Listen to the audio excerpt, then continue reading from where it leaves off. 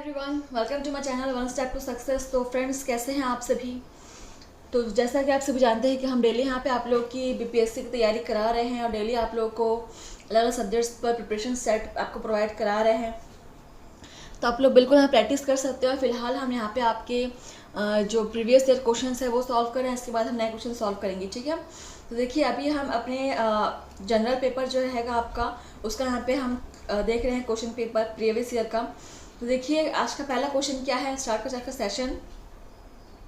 और पहला क्वेश्चन है आपका, भारतीय क्षेत्रीय संचालन उपग्रह प्रणाली के संदर्भ में निम्नलिखित कथनों पर विचार कीजिए, ठीक है। देखिए, ऑप्शंस देख लीजिए यहाँ पे। IRNSS के तुल्यकालिक कक्षाओं के में 3 उपग्रह हैं और भूतुल्यकाली कक्षाओं में 4 उपग्रह हैं।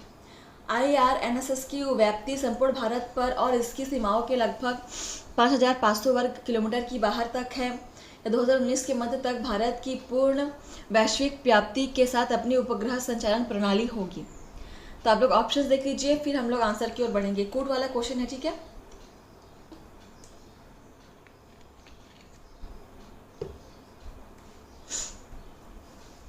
देखिए, इसका आप कोड भी देख लीजिए।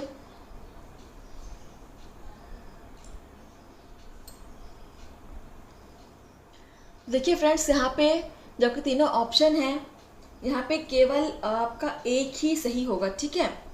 ऑप्शन फर्स्ट ही केवल सही होगा। देखते हैं कौन सा ऑप्शन में दिया हुआ है। तो ऑप्शन ए में दिया हुआ है, तो देखिए ऑप्शन फर्स्ट इज करेक्ट। तो फ्रेंड्स, ये आपका 2018 के क्वेश्चन पेपर है, तो आप देख लीजिएगा 2018 के क्वेश्चन पेपर को। देखिए, पढ़िए, अभी आपका कूट वाला है, चलो पढ़ते हैं। प्रकाश गुरुत्व द्वारा प्रभावित होता है, ब्रह्मांड लगातार फैल रहा है, पदार्थ अपने चारों ओर के दिक्काल को विकुंचित करता है। तो उपयुक्त में से एल्बर्ट आइंस्टीन के अपेक्षिकता के सामान्य सिद्धांत के भविष्य कथन कौन से हैं, जिनके प्राय समाचार पत्रों में विवेचना होती है। तो देखिए कौन सा हो जाएगा। आप लोग देखिए, पहले ऑप्शन देख लीजिए, फिर हम कोड की ओर बढ़ेंगे। देखिए,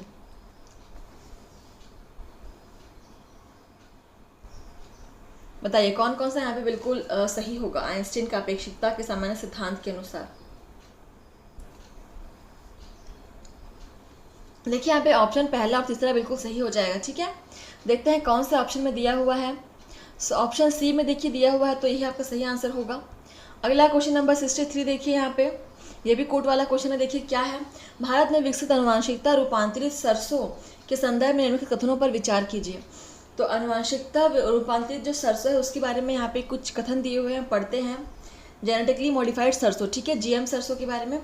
चलिए, ऑप्शन फर्स्ट है, GM सरसों में मृदा जीवाणु के जीन होते हैं जो पादप को अनेक किस्मों के पीड़कों के विरुद्ध पीड़क प्रतिरोध का गुण देते हैं। GM सरसों में वे जीन होते हैं जो पादप में पर परागण और संकरण को सुकर बनाते हैं। GM सरसों का विकास IARI और पंजाब कृषि विश्वविद्यालय द्वारा संयुक्त रूप से किया गया है। देखिए, और ये आपका कोड दिया हुआ है, ठीक है। पढ़ लीजिए आप लोग ऑप्शंस को एक बार फिर से, देखिए इसका आंसर क्या होगा। फिर हम आपको कोड भी दिखाएंगे। देखिए, आप लोग कोड भी देख लीजिए।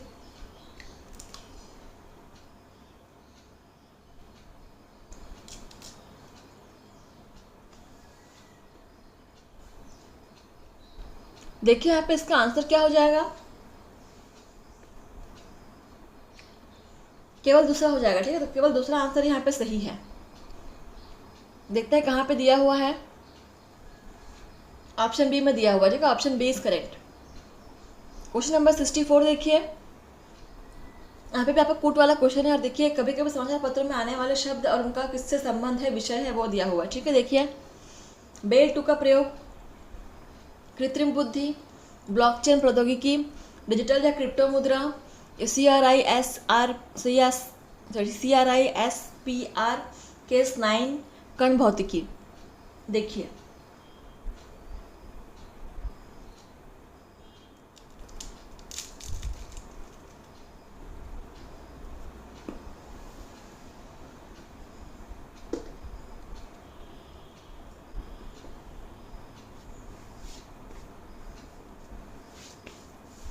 कोड देख लीजिए।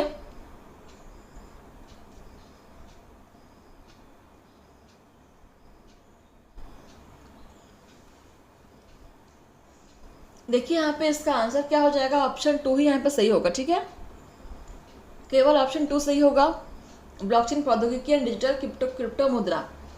तो कहाँ दिया हुआ है, ऑप्शन बी में दिया हुआ है। देखिए ऑप्शन बी। क्वेश्चन नंबर 65 देखिए, निम्नलिखित कथनों पर कौन सा कार्बन निषेचन को सर्वोत्तम वर्णित करता है या कार्बन फर्टिलाइजेशन को सर्वोत्तम वर्णित करता है। ठीक है, देखिए ऑप्शन है, वायुमंडल में कार्बन डाइऑक्साइड की बढ़ी हुई सांद्रता के कारण बढ़ी हुई पादप वृद्धि, वायुमंडल में कार्बन डाइऑक्साइड की बढ़ी हुई सांद्रता के कारण पृथ्वी का बढ़ा हुआ तापमान, वायुमंडल में कार्बन डाइऑक्साइड की बढ़ी हुई सांद्रता के परिणाम स्वरूप महासागरों की बढ़ी हुई अम्लता, वायुमंडल में कार्बन डाइऑक्साइड की बढ़ी हुई सांद्रता के द्वारा हुई जलवायु परिवर्तन के अनुरूप पृथ्वी पर सभी जीवधारियों का अनुकूलन। देखिए आंसर कीजिए, और ये कूट वाला क्वेश्चन नहीं है तो आपको इसी में से आंसर ढूंढना है। Question number 65। ठीक है, देखिए बहुत ही अच्छा क्वेश्चन है ये, और बिल्कुल यहाँ पे देखिए क्या होगा सही आंसर इसका।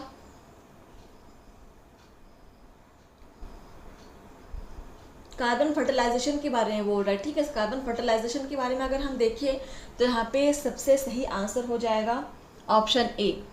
ठीक है, चलिए अगला क्वेश्चन देखते हैं 66।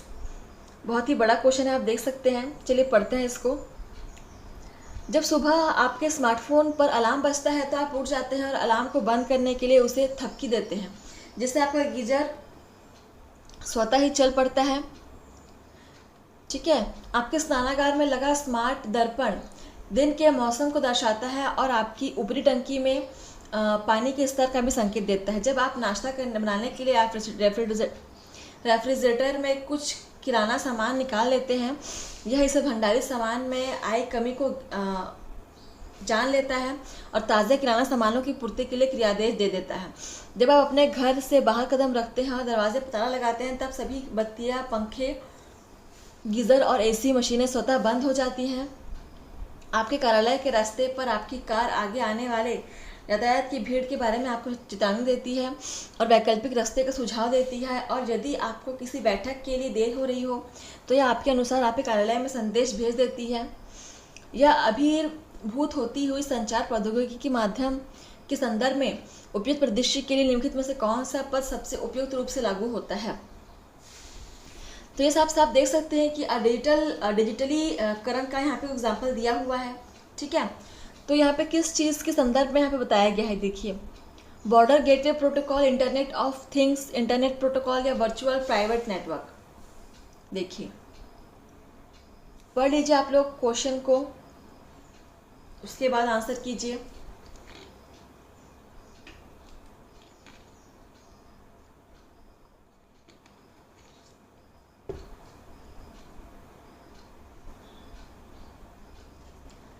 तो देखिए फ्रेंड्स, इसका आंसर क्या हो जाएगा, इंटरनेट ऑफ थिंग्स हो जाएगा। ठीक है, ऑप्शन बी इज करेक्ट। चलिए अगला क्वेश्चन नंबर देखिए 67। यहाँ पे कूट वाला क्वेश्चन है। देखिए, भारत और सौर ऊर्जा उत्पादन के संदर्भ में नीचे दिए गए कथनों पर विचार कीजिए। ऑप्शन है, भारत प्रकाश वोल्टिक इकाइयों में प्रयोग में आने वाले सिलिकॉन वेफर्स का दुनिया में तीसरा सबसे बड़ा उत्पादक देश है। सौर ऊर्जा शुल्क का निर्धारण भारतीय और सौर निगम के द्वारा किया जाता है, और यहाँ पे कोड दिए हुए हैं। ठीक है, देखिए क्वेश्चन नंबर 67। तो बिल्कुल यहाँ पे दोनों ही ऑप्शन गलत हैं। ठीक है, तो ना तो एक होगा ना ही दो होगा। देखिए कौन सा ऑप्शन में दिया हुआ है, ऑप्शन डी में दिया हुआ है, तो option D is correct. Question number 68 देखिए यहाँ पे, 18वीं शताब्दी के मध्य इंग्लिश ईस्ट इंडिया कंपनी के द्वारा बंगाल से निर्यातित प्रमुख पण्य पदार्थ क्या थे। तो ऑप्शन है, अपरिष्कृत कपास, तिलहन और अफीम, चीनी, नमक, जस्ता और सीसा, तांबा, चांदी, सोना, मसाले और चाय, या कपास, रेशम, शोरा और अफीम। चलिए आंसर कीजिए। क्वेश्चन नंबर 68, जो 18वीं शताब्दी के मध्य ईस्ट इंडिया कंपनी के द्वारा बंगाल से जो निर्यातित प्रमुख पण्य पदार्थ या स्टेपल कमोडिटीज क्या थे। तो देखिए यहाँ पे राइट आंसर क्या हो जाएगा इसका, कपास, रेशम, शोरा और अफीम हो जाएगा। ठीक है, ऑप्शन डी इज करेक्ट। इसको आप नोट डाउन कर सकते हैं, इंपॉर्टेंट है क्वेश्चन। 69 देखिए आप, निम्नलिखित में से कौन सा एक चंपारण सत्याग्रह का अति महत्वपूर्ण पहलू है? सो ऑप्शन देखिए, राष्ट्रीय आंदोलन की अखिल भारतीय स्तर पर अधिवक्ताओं, विद्यार्थियों और महिलाओं की सक्रिय सहभागिता, राष्ट्रीय आंदोलन में भारत के दलित और आदिवासी समुदायों की सक्रिय भागीदारी, भारत के राष्ट्रीय आंदोलन में किसान असंतोष का सम्मिलित होना, रोपण फसलों तथा वाणिज्यिक फसलों की खेती में भारी गिरावट। चलिए आंसर कीजिए। 69। देखिए इसका आंसर हो जाएगा ऑप्शन सी, ठीक है, भारत के राष्ट्रीय आंदोलन में किसान असंतोष का सम्मिलित होना। क्वेश्चन नंबर 70 देखेंगे यहाँ पे, निम्नलिखित में से कौन 1948 में स्थापित हिंदू मजदूर सभा के संस्थापक थे? ऑप्शन है B Krishna Pillai, E M S Namboodiripad और केसी जॉर्ज, या जयप्रकाश नारायण, दीनदयाल उपाध्याय और एम एन रॉय, या सीपी रामास्वामी अय्यर, के कामराज और वीरेशलिंगम पुंतुलु, या ऑप्शन डी है अशोक मेहता, टी एस रामानुज और जी जी मेहता। चलिए आंसर कीजिए। कौन 1948 में स्थापित हिंदू मजदूर सभा के संस्थापक थे? बहुत अच्छा क्वेश्चन, इसको आप नोट डाउन कर सकते हैं, इंपॉर्टेंट है। देखिए राइट आंसर हो जाएगा इसका अशोक मेहता, टी एस रामानुज और जी जी मेहता, ठीक है, ऑप्शन डी इज करेक्ट। चलिए अगला क्वेश्चन देखते हैं यहाँ पे 71 देखिए, भारत की धार्मिक प्रथाओं के संदर्भ में स्थानक वासी संप्रदाय का संबंध किससे है? ऑप्शन है बौद्ध मत, जैन मत, वैष्णव मत या शैव मत। भारत की धार्मिक प्रथाओं के संदर्भ में स्थानक वासी संप्रदाय का संबंध किससे है? अच्छा क्वेश्चन है, आंसर कीजिए। देखिए जैन मत हो जाएगा, ठीक है, ऑप्शन बी इज करेक्ट, इसको नोट डाउन कर लीजिएगा, इंपॉर्टेंट है। क्वेश्चन नंबर 72 देखिए यहाँ पे, और ये कूट वाला क्वेश्चन है। देखिए ऑप्शन देखते हैं, पहले क्वेश्चन को देख लीजिए। भारत के सांस्कृतिक इतिहास के संदर्भ में निम्नलिखित कथनों पर विचार कीजिए। ऑप्शन है फतेहपुर सीकरी स्थित बुलंद दरवाजा तथा खानकाह के निर्माण में सफ़ेद संगमरमर का प्रयोग हुआ था। लखनऊ स्थित बड़ा इमाम बाड़ा और रूमी दरवाज़ा के निर्माण में लाल बलुआ पत्थर और संगमरमर का प्रयोग हुआ था। देखिए ऑप्शंस को, और फिर हम बढ़ेंगे इसके आंसर की ओर, ठीक है। देखिए कोड भी देख लीजिए आप लोग, देख लिया। अब देखिए बताइए कौन सा आंसर बिल्कुल यहाँ पे सही हो जाएगा। बिल्कुल यहाँ पे केवल ऑप्शन फर्स्ट ही सही होगा, ऑप्शन 2 यहाँ पे बिल्कुल गलत होगा। तो देखिए कौन से कोड में दिया हुआ है, तो ऑप्शन ए में दिया हुआ है केवल एक, तो यही आपका आंसर होगा। चलिए अगला क्वेश्चन नंबर देखिए 73, निम्नलिखित विदेशी यात्रियों में से किसने भारत के हीरो और हीरो की खदानों की विस्तृत रूप से चर्चा की? ऑप्शन है Francois Bernier, Jean Baptiste Tavernier, Jean de Thevenot, या एबे बर्थेलेमी कारे। चलिए बताइए कौन से विदेशी यात्री थे जिन्होंने भारत के हीरे और हीरो की खदानों पर विस्तृत चर्चा की थी? ये भी इंपॉर्टेंट है क्वेश्चन, आप इसको नोट डाउन कर सकते हैं। आंसर हो जाएगा जया बैप्टिस्ट टेवर्नियर, ठीक है, option B is correct. Question number 74 देखिए, भारतीय इतिहास के संदर्भ निम्नलिखित में से कौन भावी बुद्ध है जो संसार की रक्षा हेतु अवतरित होंगे? तो ऑप्शन है अवलोकितेश्वर, लोकेश्वर, मैत्रेय या पद्मपाणि। तो भारतीय इतिहास के संदर्भ में पूछ रहा है कि निम्नलिखित में से कौन है जो भावी बुद्ध हैं जो संसार की रक्षा हेतु अवतरित होंगे। तो फ्रेंड्स ये आपके 2018 के प्रीवियस ईयर के क्वेश्चंस हैं जनरल पेपर के, आप देख लीजिएगा। तो देखिए इसका आंसर हो जाएगा मैत्रेय, ठीक है, ऑप्शन सी इज करेक्ट, इसको आप नोट डाउन कर सकते हैं, इंपॉर्टेंट है ये क्वेश्चन। चलिए अगला क्वेश्चन देखिए यहाँ पे 75, लॉर्ड वेलेस्ली द्वारा लागू की गई सहायक संधि व्यवस्था के बारे में निम्नलिखित में से कौन सा कथन लागू नहीं होता? तो ऑप्शन देखिए, दूसरों के खर्च पर एक बड़ी सेना बनाए रखना, भारत को नेपोलियन के खतरे से सुरक्षित रखना, कंपनी के लिए एक नियत आय का प्रबंधन करना, भारतीय रियासतों के ऊपर ब्रिटिश सर्वोच्च स्थापित करना। बहुत अच्छा क्वेश्चन है। तो कौन सा यहाँ पे नियम लागू नहीं होगा लॉर्ड वेलेस्ली के द्वारा लागू की गई सहायक संधि के अकॉर्डिंग? तो बताइए।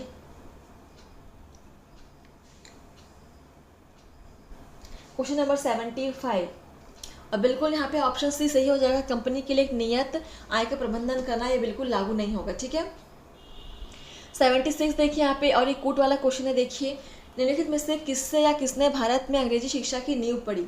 सो ऑप्शंस है 1813 का charter act, general committee of public construction 1823, या प्राच्यविद एवं आंग्लविद विवाद। तो कूट भी यहाँ पे दिया हुआ, आप लोग देख लीजिए कौन सा है बिल्कुल यहाँ पे सही आंसर है।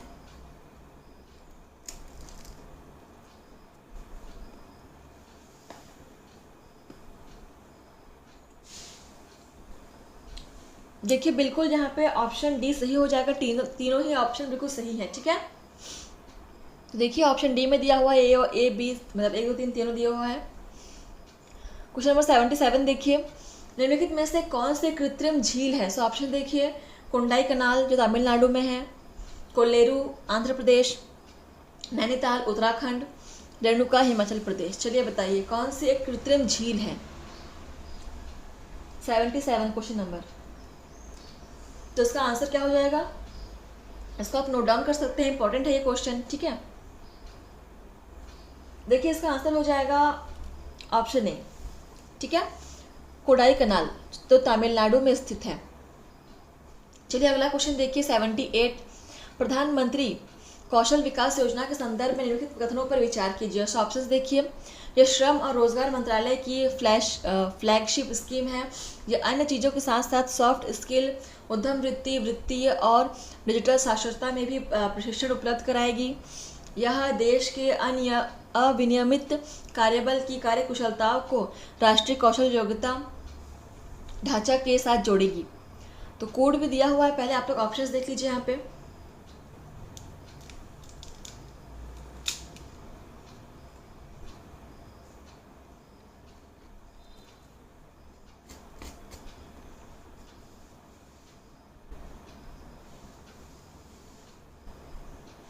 देखिए आप कोड देखिए, देख लिया आप? देखिए ऑप्शन फिर से देखिए। देखिए यहाँ पे बिल्कुल दूसरा तीसरा ऑप्शन बिल्कुल सही है, बाकी ऑप्शन फर्स्ट यहाँ पे गलत है। देखते हैं कौन सा ऑप्शन में दिया हुआ है। दूसरा और तीसरा केवल देखिए ऑप्शन सी में दिया हुआ है। ठीक है, क्वेश्चन नंबर 79 देखिए यहाँ पे, 1920 में निम्नलिखित में से किसने अपना नाम परिवर्तित कर स्वराज्य सभा रख लिया? ऑप्शंस है All India whole room League, Hindu Mahasabha, South India Liberal Federation, या the Servants of India Society. अच्छा क्वेश्चन है, इसको आप नोट डाउन कर सकते हैं, इम्पॉर्टेंट है और प्रीवियस ईयर क्वेश्चन मतलब एग्जाम में आया हुआ है। ठीक है, तो फ्रेंड्स आप लोग क्लास को शेयर कीजिएगा और कमेंट के माध्यम से बताइएगा कि आपने कितने आंसर यहाँ पे आपने सही हुए हैं, कितना स्कोर आपने किया हुआ है। देखिए इसका आंसर हो जाएगा option first, all India whole room league ने ही अपना नाम चेंज किया था, स्वराज सभा रख लिया था 1920 में। ठीक है, ऑप्शन फर्स्ट इज करेक्ट। अगला क्वेश्चन नंबर 80 और आज का हमारा लास्ट क्वेश्चन है। देखिए क्या है, निम्नलिखित में से कौन सी घटना सबसे पहले हुई? तो ऑप्शंस हैं स्वामी दयानंद ने आर्य समाज की स्थापना की, दीनबंधु मित्र ने नील दर्पण का लेखन किया, बंकिम चंद्र चट्टोपाध्याय ने आनंद मठ का लेखन किया, Satyendra Nath Tagore Indian civil service परीक्षा में सफलता पाने वाले प्रथम भारतीय बने। तो इन चारों ऑप्शंस में कौन सी घटना सबसे पहले घटित हुई थी आपको बताना है। इसको भी आप नोट डाउन कर सकते हैं, इंपॉर्टेंट है ये भी क्वेश्चन। तो देखिए इसका आंसर क्या हो जाएगा, ऑप्शन बी। ठीक है, दीनबंधु मित्र ने नील दर्पण का लेखन किया था। तो फ्रेंड्स इसके साथ ही आपका जो सेशन है यहीं पे समाप्त होता है, और आपको सेशन कैसा लगा हमें कमेंट के माध्यम से बताइएगा फ्रेंड्स, और ऐसे आप लोग प्रैक्टिस करते रहिए, पढ़ते रहिए। ठीक है, तो चलिए फ्रेंड्स मिलते हैं नेक्स्ट सेशन में। तो आज के लिए बस इतना ही। चैनल को लाइक शेयर सब्सक्राइब कर दीजिएगा। धन्यवाद।